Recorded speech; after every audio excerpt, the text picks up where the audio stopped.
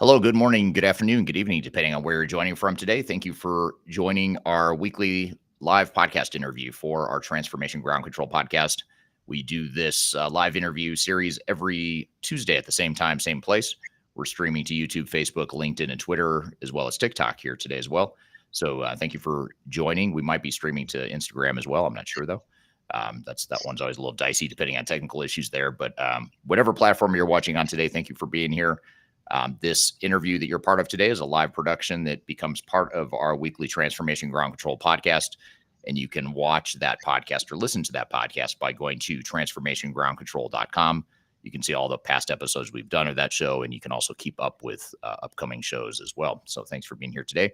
This is the podcast and the interview series that has everything to do with digital transformation, including the strategy, people, process, and technology sides of change. And today's topic that we're going to cover today is implementation planning phase 0 in implementations and digital transformation. So we're going to talk about that critical stage before you start implementing, but after you've chosen your technology and your technology solutions, that interim phase between selection and starting an implementation. What are the things you need to do to get ready and make sure that you're saving time and money ultimately on the overall implementation? And we'll get into the hows and the whats and everything here today with my guest, who I'll introduce in just a moment. But before I introduce our guest, if you could just drop in the chat where you're joining from today. We're going to use the chat to cover any questions you might have, any comments you might have. But in the meantime, if you could just drop in the chat what city and country you're joining from. We tend to draw a global community during these interviews, so we'd love to get your feedback. So whatever platform you're watching on, just drop in the chat what city and country you're joining from, and we'll love to hear where you're from here today. I'll let our guest introduce. When he introduces himself, tell us where he's at, but I'm based in Denver, Colorado here today, which is where Third Stage is based. Our main headquarters is in Denver, Colorado. Of course, we have offices in Europe and Asia Pacific as well.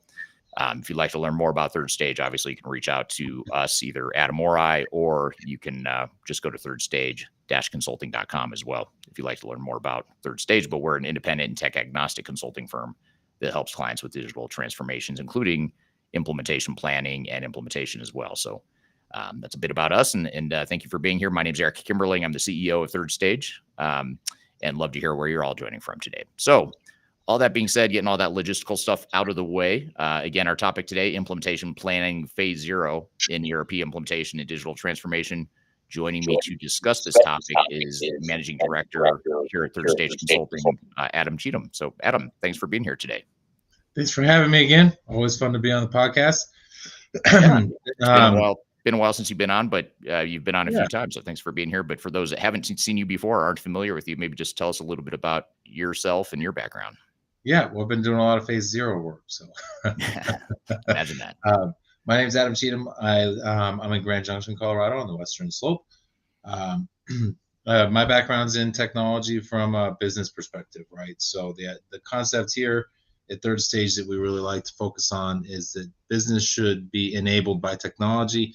And if the technology that you have in place is hindering your business from achieving its goals and objectives, then we have a problem that needs to be fixed, right? If it's a problem, then let's fix it. From a phase 0 perspective, I always like to think of this as prep work, right? There's always work that you should do to be ready. And people want to rush in. They get approval for these massive amounts of money to spend on ERP, and they're in such a hurry to spend that money. And that's kind of contrary to the purpose of the project itself, which is to take what we're doing and transform the business in a way that emphasizes what happens after go live. You're not implementing ERP for the process of implementing ERP. There are very few people on planet Earth that like to do that. Right. It's all about what happens afterwards. And phase 0 is about preparing for that, so that when you go through the process of implementing enterprise software, you're prepared for the benefits that happen afterwards, and you have a launch pad for achieving them. So glad to be here today. I always enjoy being on the podcast. So I'm glad to have you again, and excited to cover this topic. We don't cover it enough, probably. It's one of those topics that we talk a lot about internally at Third Stage. We talk about it with our clients a lot, but on this podcast and in our sort of public facing content, we don't talk about it nearly enough. And I think it's something that's really important. I'm glad we're diving into it here today. And a lot of the work you mentioned, a lot of the work you're doing and that we're doing at the company is implementation, phase zero type stuff. I guess before we jump into understanding what phase zero is and what do we mean by implementation planning and phase zero, maybe tell us a little bit about what you do at third stage, just so people understand sort of the breadth of exposure you have to our clients. So at third stage, my role as managing director is to strategically oversee all of the happenings on our major projects, frankly, on all our client projects. So if we have a project ongoing with you, there's a pretty darn good chance I know exactly who you are. So my role is to get involved in all the bits and pieces so that we're delivering the level of quality that's expected of us by our clients and by ourselves. We have a high standard at third stage, and that's on purpose. From a perspective of what that means for phase zero readiness, that high standard is applied to walking into an implementation and a kickoff that's ready to go. If you just sign it and the system integrator shows up on Monday, the chances that you're not ready to go are pretty high unless you spent a lot of time prior to that getting ready to go. This includes knowing where your processes are going to change, which people are going to be impacted by that, and what your core team is going to look like for your implementation. There are a lot of unknown unknowns that are going to come up during your implementation that you can prepare for by having a structure in place to accommodate them. Yeah, you're not going to know which holes you're going to find and where until you actually find them, but you can be ready for how to respond to those types of challenges, and that's a big chunk of what phase zero is about. Right. Yeah, in fact, as we're getting into questions here, what I'm going to do real quickly for the audience is I'm going to pop up on the screen a QR code for a phase zero checklist. And as we're talking through a lot of what Adam and I are going to dive into here, you can actually scan that QR code on the screen in front of you to download our phase zero checklist. And we're going to dive into a lot of what you see on that checklist. We'll dive into in more detail throughout this conversation. So either right now, if you want to, you can download it, or after we're done with this conversation, or as we get through it, I'll leave it up here so you can scan it throughout the conversation. But it's sort of a good follow along sort of guide and something to take with you after the conversation here today as you're planning your phase zero initiatives for your organization. And before I dive into my first questions here, Adam, I just want to turn to the audience real quickly and look at where people are joining from today. As per usual, we have people from all over the world. We've got we've got someone from Gaithersburg, Maryland, sort of near where, not really, but sort of where you used to live, Adam, at least closer to where you used to live than here. Denver, Colorado, Indianapolis, Montreal, Canada, Bavaria, Germany. So thank you everyone for joining wherever you're joining from today. And I guess just to jump in here as we get started, what you started to describe it a little bit, but maybe if we sort of back up and for someone that just has never heard this term phase zero, they don't really know what to expect during an implementation planning phase of a project. Maybe tell us a little bit about what exactly is implementation planning. What is phase zero? Yeah. And why is it so important to a project to be successful?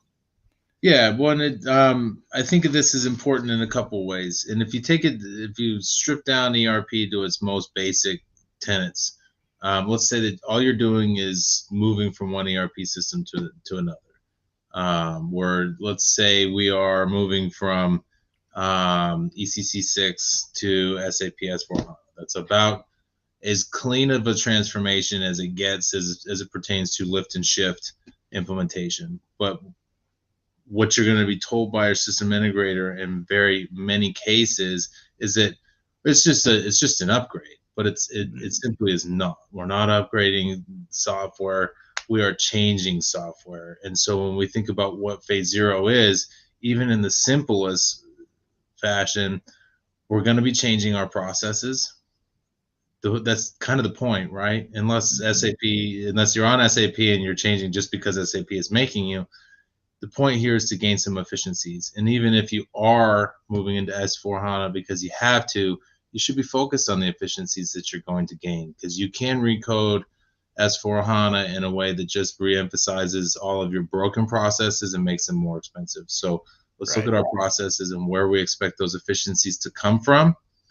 And if we know where they're going to come from, we can focus on achieving them, right? We don't want that to happen by accident. The second part is, who's this going to impact? If we're talking about a lift and shift, the dramatic impact on people is is going to be felt organization wide. You can change ERP, and the folks that drive the forklift that will never log into the ERP that you're implementing are going to be impacted, because it's going to change possibly where things are put away, where they're picked from, and how it is we start thinking about restocking, those types of efficiencies. So process and people change are really important, because at the end of this implementation process, you're going to go live. You're going to want people to use this system. And if they're not ready for that, knowing what's coming, then you have a problem, though they won't use it. You just spent a lot of money on something that's not going to get emphasized. So those two pieces, the technical component of it is a piece that you should be prepared for on things like infrastructure and the like. And these are all things that you should be planning on ahead of time, so that you can create a structure for achieving the benefits that you're looking for, greasing the skids that are going to be able to make things happen a little bit easier for your people, and having the technology in place. The easiest part about the technology, for example, is how big of a shift is this for your data? What is the state of your data? And if you don't know that going into the implementation, you find that out 6 months before go live, you're not going live in 6 months. It's just as simple as that. You need to know what you have to start now, and then you need to have that stuff done. And if it needs to be done before you sign a contract, then do it before you sign a contract. Those types of activities will yield benefits. The last part of it is you need to have an organization that's responsible for managing your implementation. We call it a mission control PMO at third stage. But the point is that you had to have a team that does this. This isn't a one-person job. It's certainly not a one-person part-time job in addition to their full-time job already. You're going to have a team of folks that are responsible for managing this, pulling in other people who are impacted along the way, subject matter experts that maybe own a niche part of your process, and then engaging them in a way where they understand what's happening. So these are just some key components of how it is you want to be ready and what needs to be in place beforehand, so that when you start your implementation, the pieces are there, the structure is there, and you're not sitting around waiting for the system integrator to send you a bill while you figure out where your footing is. Right. Yeah, absolutely. And you described earlier the dynamic that often comes into play at organizations where they get the budgetary approval and they're so excited to just start spending money, and people are generally excited about the new future state, whether it's, moving to SAP S/4HANA or Microsoft D365 or Oracle Fusion, whatever the new technology is you might be deploying. People are so excited that there's all this momentum and excitement that builds up that causes people to make mistakes early on, ironically or strangely enough. Not intentionally, of course, but they just want to jump in and start building stuff and deploying stuff without really thinking through, well, what does this mean to our business? What are we trying to accomplish? What are our business processes going to look like? How are we going to handle data? How are we going to deploy resources? All that stuff. And the other dynamic that we often see with clients, and especially software vendors, is this whole agile mentality, where you get this mentality of, hey, let's take an agile approach and just start deploying technology without really taking the time to define processes up front, because that's old school waterfall ways of deploying software, and that doesn't work. So let's do agile, and let's just go, we'll just build the software, we'll get feedback, we'll pivot, build an MVP, and all that agile talk that, software vendors use. So why wouldn't a company just want to do that? Why wouldn't we just want to take a more agile approach and start deploying technology faster? So I would say that it's fine to take an agile approach if you don't abuse the terminology, right? Agile is not the least amount of effort to deliver the smallest, teeniest, tiniest thing, because the smallest, teeniest, tiniest thing in ERP doesn't add value. So when you talk about minimum viable product, this isn't the smallest amount of work that I can do to get by to send you a bill. That's what agile tends to turn into in ERP, because it's poorly defined, and it's frankly a methodology that's abused. I've used agile methodology for projects in the past. I'm a certified Scrum Master. I do believe in it, but when we start talking about what it is this means in ERP, you have to know that there are no shortcuts in this. So when people are telling you, let's just get going, we're going to do an agile methodology, you can counter that with, then show me what the structure of your agile methodology is, because agile, this still needs to be structured. It still needs to cover all of the bases. And if we're just trying to get started, This is usually code word for system integrator says, how soon can I start billing you? We're going to use agile methodology. We're going to start on Monday. We're going to figure it out along the way. It's going to be great. It's going to be fast. It's going to be flexible.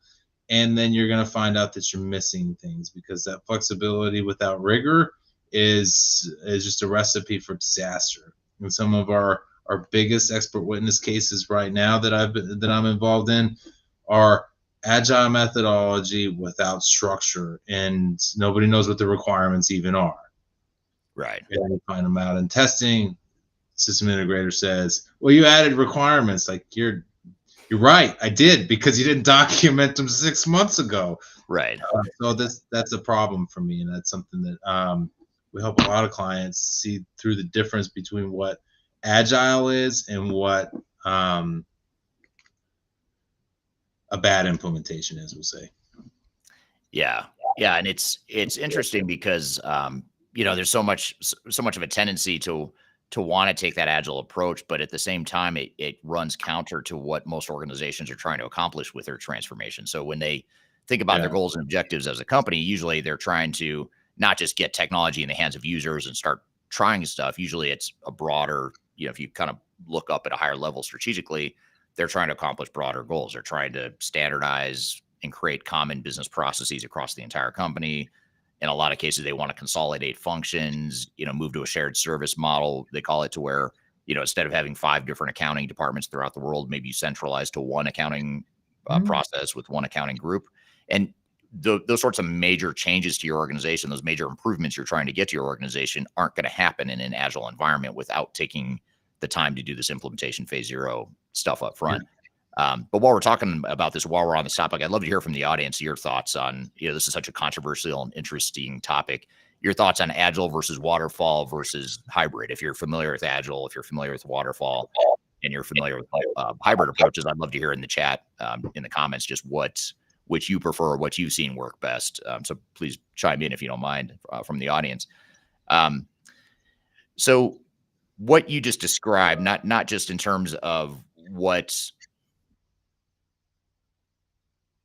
you wouldn't want to necessarily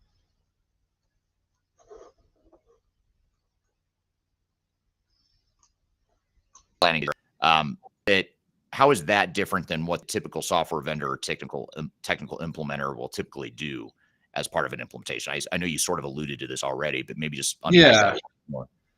So software vendors are in this to make money off of you, which is part of the process, right? I mean, we live in a society that makes money in exchange for work. That's fine.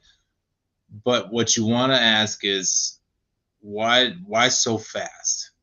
It's not to your advantage to go too fast. The only person who's advantaged by getting started too fast. And so when you think about why you would want to take a step back on the concept of getting started and getting going, having your system integrator do your phase 0 and those types of things, there are a whole host of reasons why you want to be careful with that approach. The first is that speed to invoicing that is the primary motivator on that. You have a lot of accelerators that people will sell you. Hey, it's just a package, something or other, that it starts this a whole lot faster. So all that phase 0 stuff isn't necessary. We're going to put you in a box, and it's going to work out that way. That's not how that goes. Every single time I talk to somebody that's like, we got started too fast, there's a system integrator behind that says that we have an accelerator.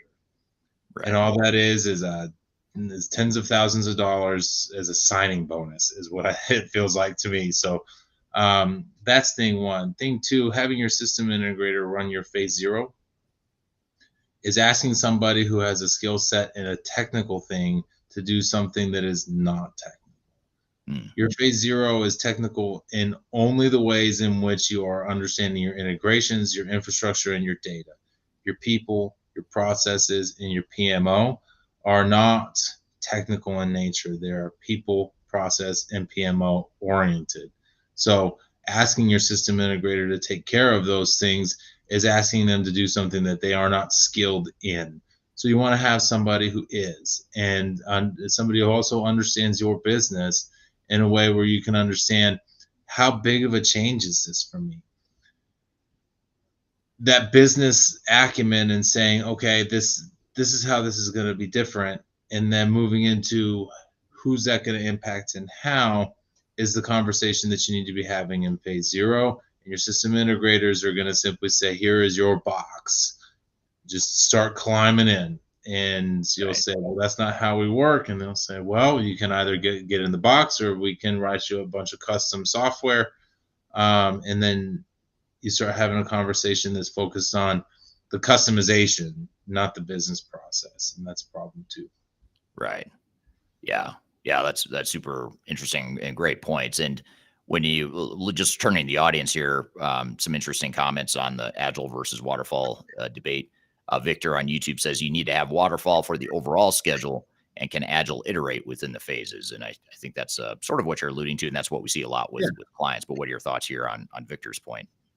I love it. I think that this blended approach is a really effective one, in that it allows for iteration before the damage is done, right? When you go live with something, it's live. And so it's, at that point, it's too late to iterate, because you've already started causing problems and you're already behind on it. This process of this hybrid approach I like a lot, in that you have a conversation between the business and the development teams. It's oriented around, okay, this is how our business works today.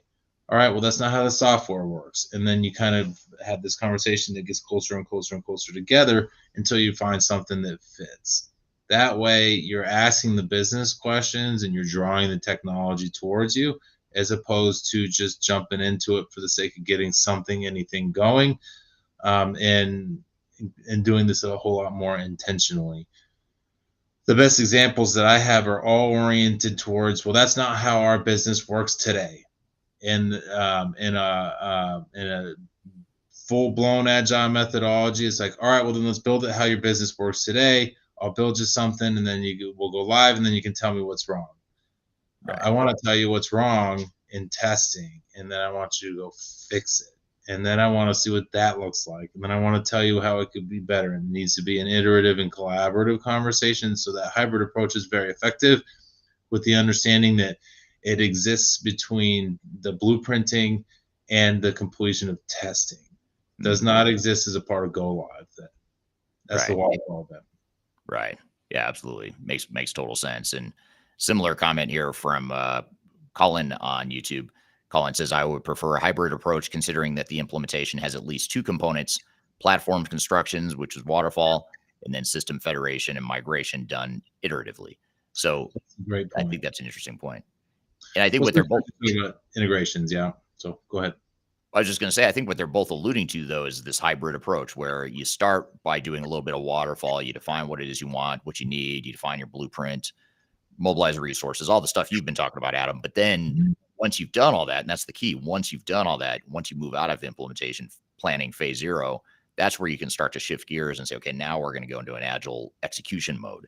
But agile ends up going off in a million different directions that aren't typically aligned with what you're trying to accomplish strategically, unless you've done that implementation phase zero first. So what it does with phase zero is it gives your agile efforts more direction. So you're going the right direction on your agile approaches. But if you skip this phase, you're going to, go off in different random directions, typically, is what we find. Yeah. And I'll use another example of the abuse of the agile methodology. If you're not talking about user stories, you're certainly not using agile. And if you're not talking about acceptance criteria before development starts, you're still not using agile, right? If we're writing requirements and then we're building, and then we're pulling in more requirements and then we're building, this isn't agile. This is an abuse of the methodology and the terminology to simply just do work to send bills. Agile methodology requires a thoughtful user story narrative that you group user stories, of course, into epics. And as you start thinking about your user stories, you have your acceptance criteria. As the customer service representative, I need to be able to do A, B, and C. What that looks like as an acceptance criteria is this, that, and the other. And if I can't do these things, you haven't met my user story needs, right? it's different words for business requirements and systems requirements, right? Business requirement is this. I need the ability to accomplish this task. The systems requirement is, in order to accomplish that task, I have to write this code, that code, and the other code to build these technical capabilities. Right. Yeah, it makes total sense. And the other thing too that we're alluding to here is that the time you spend doing this implementation planning phase zero work, it may sound like you're delaying the project because now you're spending the time to do this rather than going straight into the technology pieces. But really what this does when you go through this implementation planning phase zero, it speeds things up later to where you save exponentially more time and money Yeah. during the implementation than you would have if you didn't do the implementation planning phase zero. And I think that's something that a lot of people miss or sort of fail to understand as well. They think, it's counterintuitive, right? Why spend 3 or 6 months doing this phase zero stuff when I could be 6 months ahead already building the software? Well, yeah, you are 6 months ahead, but now it's going to take you twice as long to deploy the technology because you have no direction and you have no parameters for the project. Especially when you have to call me to figure out what you did wrong. Yes. It's a lot more I promise you, that's a lot more expensive. It's not only more expensive, but the first thing we're going to tell you is to stop. Put your pencils down.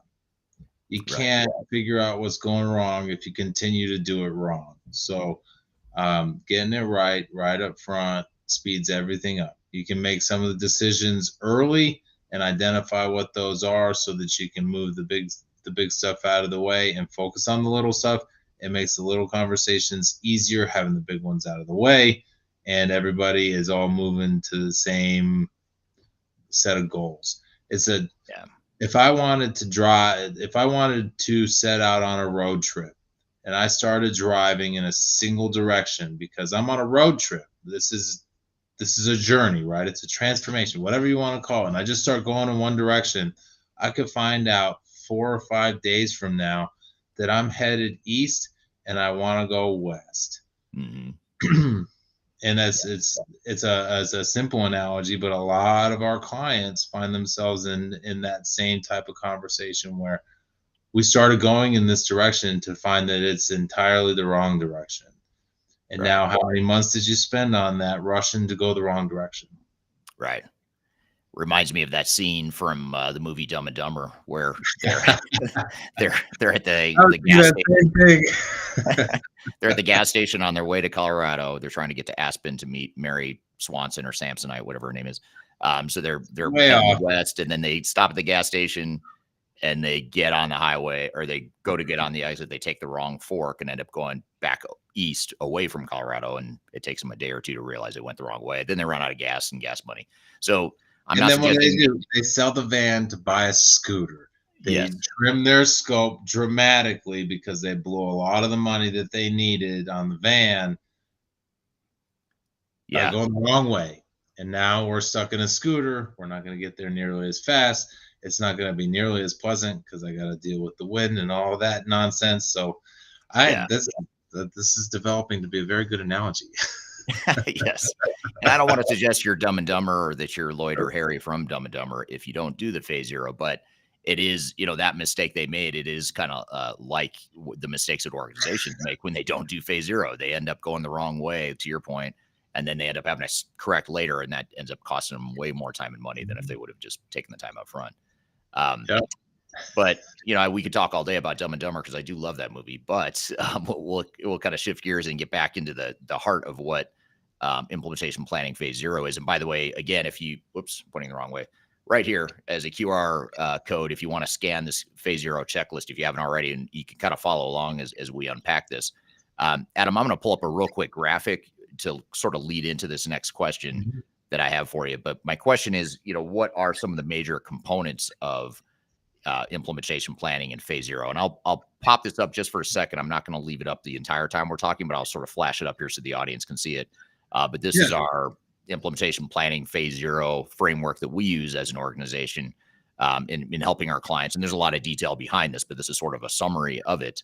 But maybe help us unpack some of these work streams a little bit. I'll leave it up for a second. I'll take it away. And if you forget anything, I'll put it back up. But maybe help us get started on unpacking this as we're going through. So the first thing that I like about this graphic is the order in which things start on the left hand side, right? So First, our executives are going to tell us what direction we're going. This is an enterprise project. It is going to impact the entire organization. So your executives better be involved, and they better know what they want out of this. This isn't something to be dictated away and assigned to the technical team to say re-implement our ERP. There needs to be a strategy around it, and it needs to be driven in a way that creates alignment in what that means. I don't know how many organizations have been involved in where the CEO says go and do this. It's the idea here is to maximize profitability through gains in efficiency, and the CFO, COO, and the sales guy all have different ideas on what that means. And so they all head in different directions, and their teams head in different directions because they're following the leadership given to them. These guys are over here worried about cutting costs. Sales is worried about maximizing the number of dollars that they can get committed. And sales is selling things that cost a lot of money. And COO is freaking out because it's not aligned. And you find that out too late because the contracts are signed and now we have a problem. So executive alignment is the beginning, the direction that we're going to point in. Are we headed east? Are we headed west? And why? So that the organization can sync up with that. This will tell us where it is we expect our gains to come from, which is where operational readiness comes in. The process side of this, we expect this to create gains, right? That means that we expect this to change our business, which means we expect this to change our processes. So let's figure out what our processes look like today. Let's figure out where we're going to make changes, where we're going to expect our benefits to come from in those efficiency gains and those effectiveness gains, and let's document the difference. That way we know exactly what's changing and at what level. Is this a small, medium, or large change in process? Then we're going to start talking about the people that are going to facilitate these changes and the new processes themselves. Start thinking about what the impact on them is. That people side of it, preparing people for change is required for this type of thing. To prepare them for the change, they need to know what that change is going to look like and what we expect to gain after go live. So people readiness comes next. Now we're talking about giving them a tool to enhance their processes and enable them to adopt these new gains. That's where the technical readiness comes in, right? What tools are going away? What tools are coming in? How am I going to replace them? I know I need some of my tools to stay. That's always going to happen. That's fine. Which ones? And how are we going to integrate them? What does our data look like? Because when we start thinking about decision-making processes at the executive level, the data is what enables that.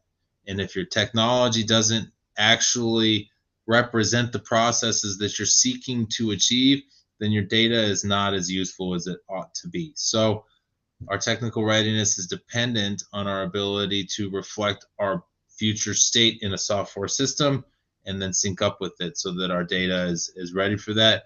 That will also help us understand what we need to do with our data so that we can get the right pieces collected and make good decisions. So those are generally the 4 tenets and pillars of how this is going to impact your organization. The last piece of it is making sure that these all stay tied together, not just at the beginning, but all the way through your implementation, and then frankly through support after go live. So your project governance and your planning needs to be thoughtful and intentional so that when you build your PMO and your project core team around your implementation, you have the right people in it, they have the right structure for making decisions, and they have the ability to go and execute. That structure for making decisions is one of the more common pitfalls that we're finding out we're finding a lot of our clients fall into right now. This kind of is one of our hotter themes, in that if my team at the ground level, our business process owners, our global process owners, don't know what decisions they can and can't make, they won't make any decisions. And if they don't make decisions, then we don't know how to escalate the decision-making process. You should have a core team that's enabled to make decisions, that are able to then know which decisions they can and can't make. Then the sponsor comes in to be able to say, all right, these are the decisions I can make.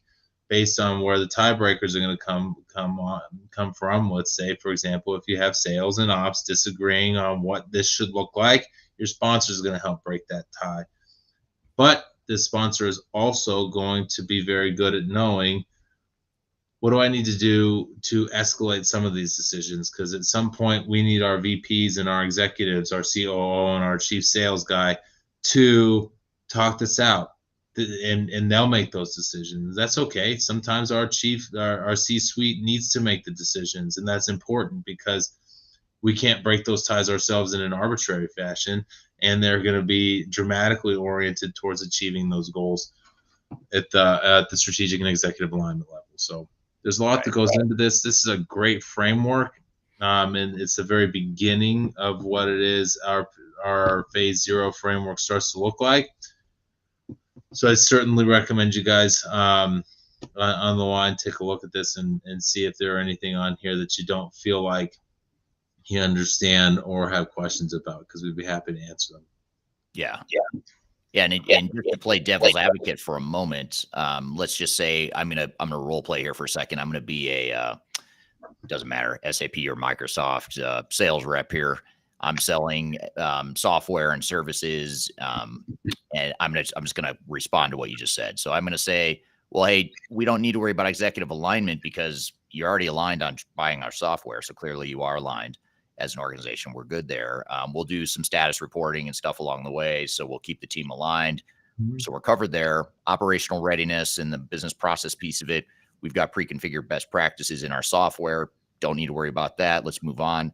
People readiness. We're going to do some train the trainer as part of our project here. So we're good there. Move on. Don't need to do phase 0 there. And then technical readiness. You're going to replace all your systems with our technology. So that's kind of a moot point. So how do you respond to that? Because that is the sort of the messaging that I'm paraphrasing and oversimplifying, but that's the sort of messaging you often hear from software vendors and their implementation technical partners. How do you respond to that, or what do you think of that? All right, when do I get to meet my team? That's the first. Right. That's a first good question, and they'll say after you sign your contract, and that's too late. Right. Who do I need to have on my team ready to go? Don't worry about it. We're going to handle that. You don't need to do any prep work. Okay, so how much time am I talking about for my core team? How many members of my core team do I need? We'll figure that out. Right. You should know those answers beforehand, because what they're telling you is they don't want you to know the hard answers yet, because what they're going to tell you is that you need a team of 6 people and they need to be dedicated full time. It's like, all right, well, I'll go hire 6 consultants. I say, no, they need to be 6 of your best people. They need to be the folks that know your business inside and out and are capable of leading your organization through this change. And then you go, I know who those 6 people are, and they have day jobs. And if I pull them from the business, we will be crippled. You want to have that conversation before or after you sign your contract and your system integrator is sending you a bill? Yeah. It's a great point. And what ends up happening more often than not is you end up in that situation like, oh, I need to figure out a way to free up these 6 people that are critical to our operations that have a day job. And in the meantime, the software vendor, the implementation partner is bringing in the technical consultants and starting to, stockpile them on your project. Meter starts running. So while you're trying to figure out who's going to be on your project internally and you're trying to mobilize resources, get your plan sorted out and everything, system integrator is already running the meter. And you have to ask yourself, well, what are they running the meter? What good are they doing? What value are they adding if we're not yet involved in the project? And that's where a disconnect oftentimes comes into play. And then the knee-jerk reaction is, well, I can't pull those guys from the business because I didn't plan for that. So I'm going to give you the B team or the C team. I would rather have the system integrator's C team than the client C team.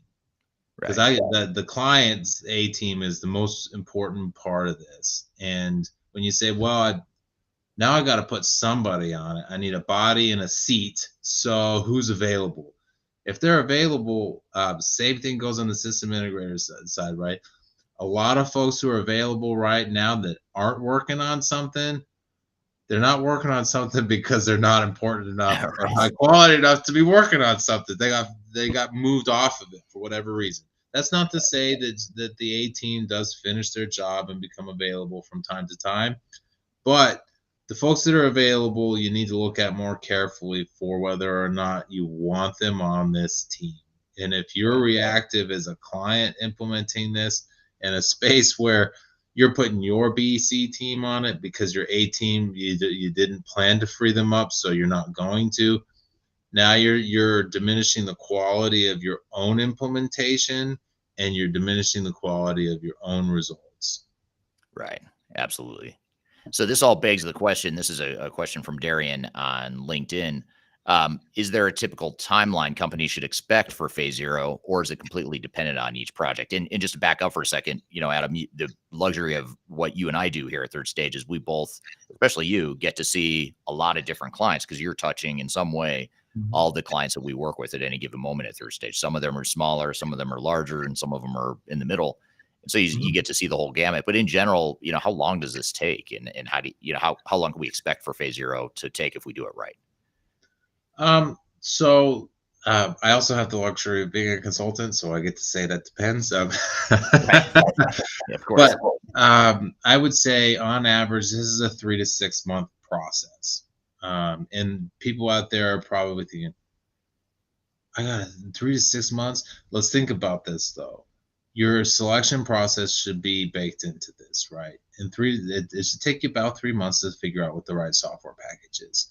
You're going to document your processes during that, which means that you're going to start focusing on where they're going to change. You're going to pull people into that conversation on documenting your process and selecting your ERP. This is starting into the people readiness side of things. You're going to start saying, my ERP is going to replace this, that, and the other. So you're talking about technical readiness, right? These are readiness activities. They happen to include the decision to choose a software, but you just need to expand your field of vision on what the software selection process is to include a lot of this. So that 3 months is baked in to your selection of software. And if somebody out there is going to say, well, I already have SAP ECC 6, and I already know I'm getting SAP S4HANA, that's a 5-minute conversation. Go ahead and make $100 million decision on a 5-minute conversation. Tell me how that turns out. Right. I'm sure that somebody in your organization is going to be uncomfortable with that. So let's be diligent in this, and let's get some things out of it. And that way we know we're going through that. And then you got to negotiate contracts.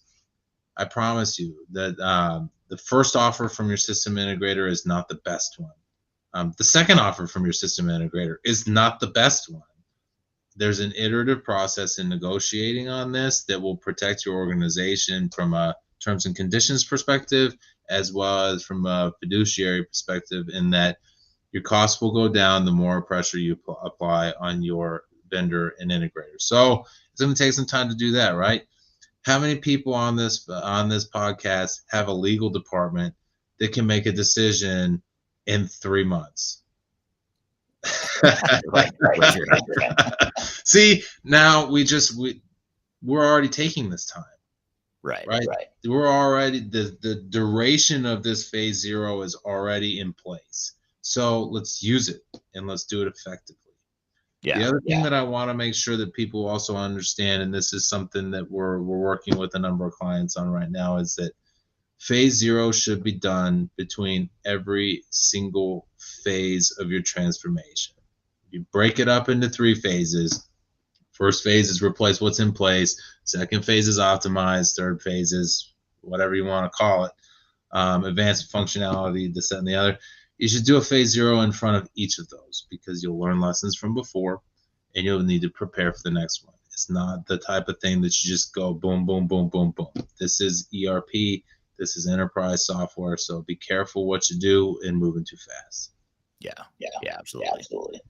Very well said. And I think it's a good point that, if you think about it from the perspective of, let's just say we're looking at a 24-month horizon for the entire transformation. And those listening may say, okay, if I've got 24 months and I spend, say, 6 months, as you suggest, Adam, I spent 6 months on the selection, phase zero, implementation planning, that only leaves me 18 months. But if I skip that phase, that gives me a full 24 months to actually implement. And then you have to think, well, will I really implement in 24 months if I don't have a plan, if I haven't done that phase 0 stuff up front? Or is it going to take me 36 months now because I'm such a mess and everything's so chaotic and I have no direction and I'm wasting time and money along the way? It's going to end up taking me 36 months instead of doing it in 24. And you have to think of it as a way, as the real accelerator here. Even though software vendors like to sell accelerators in the terms of prepackaged, pre-configured technologies, I view the real accelerator is this. I mean, phase 0 implementation planning is the accelerator to a faster, cheaper implementation. And that's the way I think people need to shift their minds and how they think about it. Yep. I think that the most important part of all of that is that before you do all of the work and planfully execute an entire integrated program plan, your implementation timeline is an imaginary number. Yeah. So it's going to take me 24 months. Who knows? You could be right. You could be 100% wrong. But if it's going to take you 24 months is the actual number, if you started today, it would be faster if you spent your 3 to 6 months, and you might be able to do it in 12 to 18, right? Like this, we're talking about getting things in order and sequencing them in an appropriate fashion that it happens the most effective way. For those of you out there working production, somebody sends you an order for 1,000 widgets and you just start building them. What did you miss? The whole production planning cycle, right? You could build sub-assemblies that need to be deconstructed to be able to put back together in the full finished goods assembly. If you just start building components, you may find that some of them need to be taken apart to put the whole thing together. And what does that do? It takes more time. It requires rework. And that's how this gets sped up in the planning cycle. Yeah. Yeah. And speaking of building stuff, another good analogy I think that people can get their arms around is, you think about building a house or building any sort of building. There's two ways to approach it, or two possibilities to illustrate this point. One would be you could start with a blueprint and an architecture, make sure you've got alignment on what exactly it is you're going to build, and you've got customer sign off that this is exactly what we're going to build. Then you start working with all the subcontractors to do all the different things per a project plan. That's sort of the intuitive way that is commonly understood to be the right way to build a building. The other option, which unfortunately is what most organizations do with their digital transformations or ERP projects, is you sort of skip the blueprinting, you skip the architecture, you bypass the general contractor, and you just start calling plumbers and electricians and framers and roofers and other subcontractors to come in and start building stuff. And imagine what would happen if you did that without any sort of blueprint or any sort of vision for the project. Now, the plumber may tell you, don't worry about it. I know exactly how to build plumbing. I've got a pre-configured way that I can build plumbing, but plumber doesn't know, is this a 2-story house? Is this a ranch? Is it a 3-story house? Is it a townhome? What is it? And how exactly is it designed? And that's a lot like what organizations end up doing, is they end up calling the plumbers and the framers and the roofers and everyone without having done all that upfront work. And they wonder why the project takes so long and why they're not getting what they want out of it. And if you think of it in the terms of building a physical house or a physical building, it's the same mentality or the same thing. Yeah, let's run the wiring and the plumbing before the drywall goes up and before they blow the insulation in. Because if after all of that happens, now they say, oh, you want to put an outlet there? Well, right. The closest wiring is 20 feet away, and we got to go through all that insulation that we blew in. We got to We've got to move the kitchen because the plumbing was done a different way than what you think, and so we've got to move the kitchen into a different part of the building. And that's what you end up doing with these projects. Is you end up, the plumber in this case, in this analogy, is the system integrator or the software vendor. You've called the plumber, and now the plumber is coming in trying to build plumbing, and you haven't done all the other work and planned for all the other work that needs to happen outside of what the software vendor and the plumber is going to do. Yep. And their system integrator is going to say, look, it's all prefab. We're not worried about that. We're going to show up. We got big chunks that we're just going to, all we got to do is screw them together. Right. Well, what if I don't want the kitchen there? What if my business requires my kitchen to be closer to the garage so that it's faster for me to take the trash out? Right. Exactly. Those types of things. Yeah. Here's a question from Serge on LinkedIn. He says, are there any tools you use for strategic business process deeper dives? At what level should the processes be mapped? Yeah, we've got a really very good business process management tool that we use at third stage to help with this. But and Eric, you're better at that one than I am, just because you're closer to it. But from a perspective of what levels is that, that's an iterative conversation, right? To make a decision on what software I need and what processes are going to change, we're probably talking level 2, maybe level 3, right? When we get into the blueprinting phase, we're going to get down into greater detail, level 3, level 4, level 5. And that's when we start really coding software and building around that. So Yeah. they need to be mapped at the level 5, as you're going through the design and build phase of your implementation. You want that step by step, especially for tools like Microsoft Dynamics and S4HANA, because they do require you to know exactly how you are going to build every single field and in what way. So you do need to get down to that level eventually. When we're talking phase 0, level 2, level 3 is sufficient, because if you get farther down to that, you begin to dictate the solution.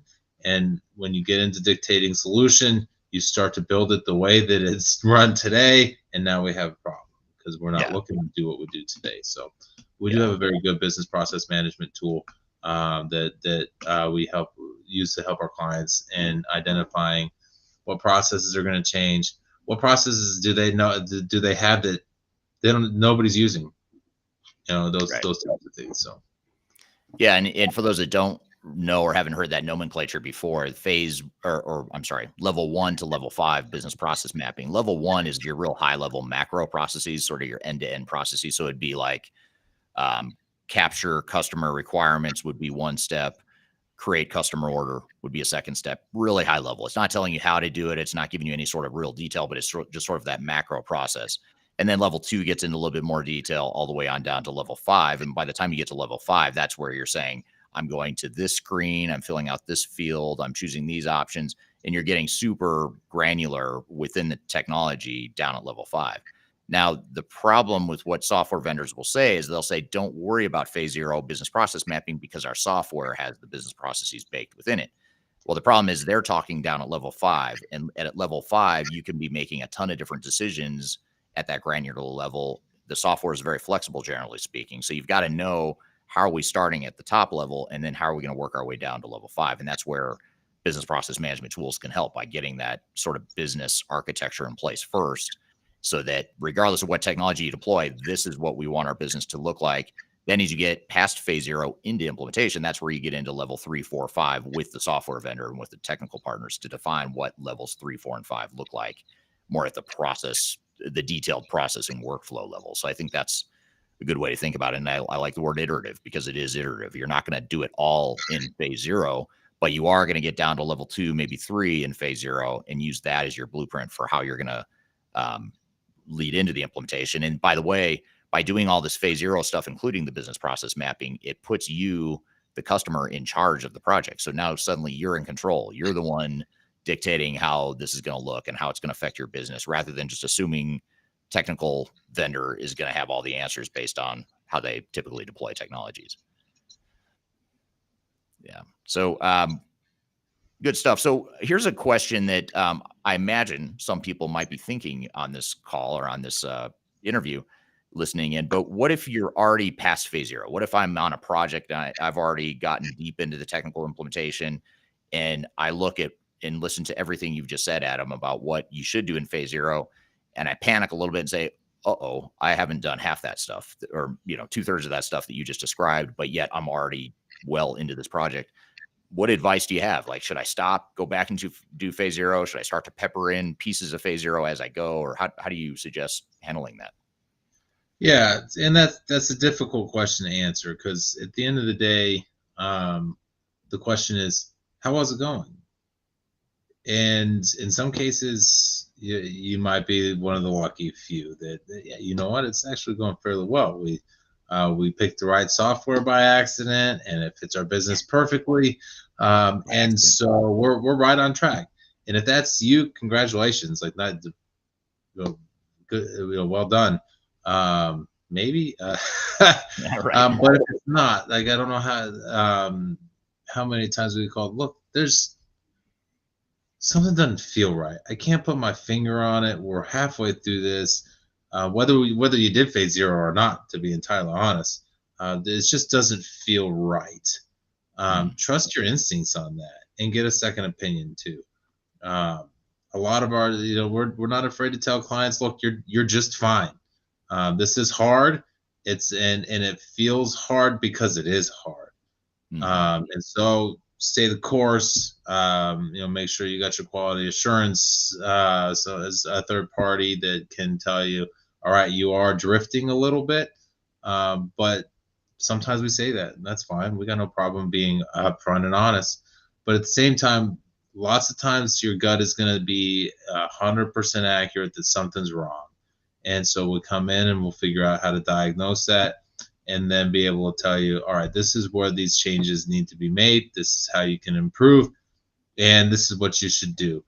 We do mostly come into these types of things and we let the implementation continue on unless somebody tells us, look, there are fires everywhere. It's all on fire. Then it's like, okay, then Right. stop lighting matches. Mhm. Right. So we will sometimes say, look, yeah, you at first glance, you guys are in trouble, so stop everything. But we also understand that stopping an implementation on a global scale is hard to do and costs money. Idle time costs money. So we're fully aware of that. So when we say that, it's because we have to.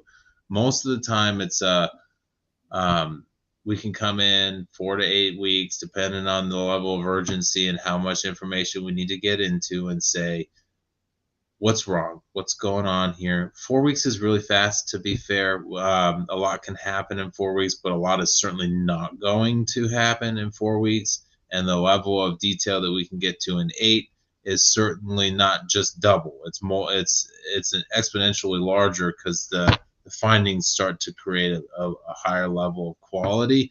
But if we need to stop, we need to stop. Don't be afraid to do that because keeping going will cause more damage. Right. So think about where you are and ask for a second opinion from a professional. Just like you go to the doctor, right? Man, you know what? I just don't feel right today. Some days you're going to say, that's normal. I don't feel right. Maybe I had too much to drink last night. Right. Something like that. I know exactly what's going on here and I deserve it. Or I don't feel right. Um, my vision's blurry. My chest hurts. These are things you should go to the doctor for. And maybe they'll tell you, yeah, you know what? You're going to be fine. Or you need to see a specialist and you need to make some changes to your lifestyle. And that's okay. You want to find those things out early rather than when it's too late. And right before go live is too late. Yeah. Yep. Totally agree. And yeah, and just again as a reminder, this checklist right here, if you're watching, you can scan this checklist to get the phase zero checklist. If you're listening on an audio only platform and you don't see the QR code, you can also go to the links in the description below in the notes for this podcast episode. But just to sort of wrap this all up and give us some guidance on how to move forward here, Adam, how do we get started on this process? I know we've got the phase zero checklist. You can download it here. We've got the slide and sort of the visual that sort of hopefully gets us a little bit grounded in terms of what it is we should be doing in phase zero.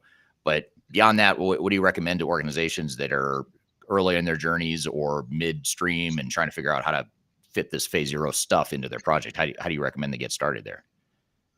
You start with your executive alignment and your vision and your objectives and ask how that's going. That'll be your first gut check, right? Just let's gauge the wind direction on this. Do we all think we're actually saying the same thing, or are we going to get all of our executives in the room and fight to the death? Right. If it's the latter, then you got a bigger problem on your hands. But just start with that. Are we headed in the direction that we said we wanted to? And then on that same graphic, I believe in the start in the upper left, going left to right and top to bottom, right? Get your executive alignment working and then start talking about your processes. Do we know where we're going to change? Have we identified any of those areas? And are we creating resistance by saying that's not how we do business today? Right. To a certain extent, I want to know how you do business today. To a certain extent, I don't. I want to know how you're doing business tomorrow. What does that look like? And then start kind of going down that list and piecing it together. And I do want to also answer Serge's question there too. Is it possible to have a good software selection level 1, level 2? You need to get to level 2. That's important as well. So, right. I'm having trouble with the camera now that I messed with sharing the slide there. There we go. Well, good. I think that's great advice, and appreciate you being here today. I think it's a great topic. It's not talked about enough or discussed enough in this industry. So hopefully it's helped the audience here understand just what Phase Zero is and how they might factor that into or incorporate that into their overall digital transformation or ERP project. Again, as a takeaway, check out this Phase Zero checklist right here. Just scan the QR code, go to the links below in the description field. If you can't scan that or don't want to scan that, use that as a starting point or a reference guide. And as always, you can reach out to either Adam or I, or go to thirdstage-consulting.com to learn more about us, how we can help, and you can contact us and set up a time to chat and brainstorm ideas on the website there. So I've included our contact information in the description below as well. So thanks for being here, Adam. Really appreciate it. Appreciate you taking the time. Thank you to the audience for the great questions. And again, we do these podcast interviews live every Tuesday, same time, same place, streaming to all the different platforms that you're watching on here today. We repackage this, repurpose it, edit it, add some more content, and make it part of our formal Transformation Ground Control podcast episode that will come out most likely next week. Every Wednesday, there's a new episode. You can find those at transformationgroundcontrol.com. So be sure to check that out. So thanks everyone for being here. Hope you have a great day, and we will hope to see you next time on our weekly podcast interview series. Have a great week. We'll see you soon.